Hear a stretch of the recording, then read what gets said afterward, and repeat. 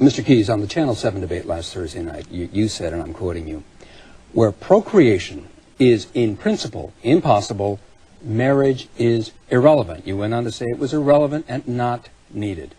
What about marriage between people who are well beyond their childbearing age? Irrelevant, not needed? No, it's simply a misunderstanding.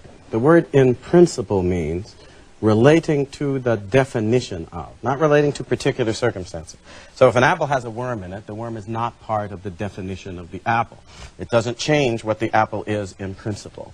So the fact... It retains its appleness. It retains... It retains... To act as if concepts are laughable means that you want to be irrational.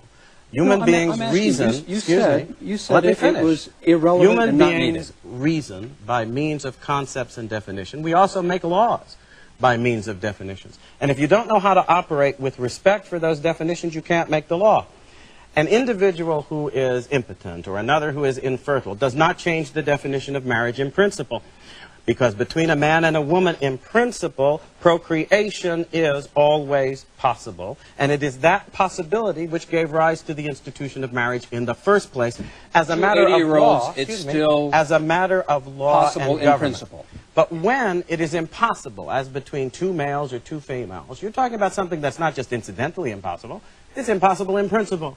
And that means that if you say that that's a marriage, you are saying marriage can be understood in principle apart from procreation. You have changed its definition in such a way as, in fact, to destroy the necessity for the institution. Since the only reason it has existed in human societies and civilizations was to regulate, from a social point of view, the obligations and responsibilities attendant upon procreation. So when you start playing games in this way, you are actually acting as if the institution has no basis independent of your own arbitrary whim. And if you don't mind my saying so, that's what we just heard.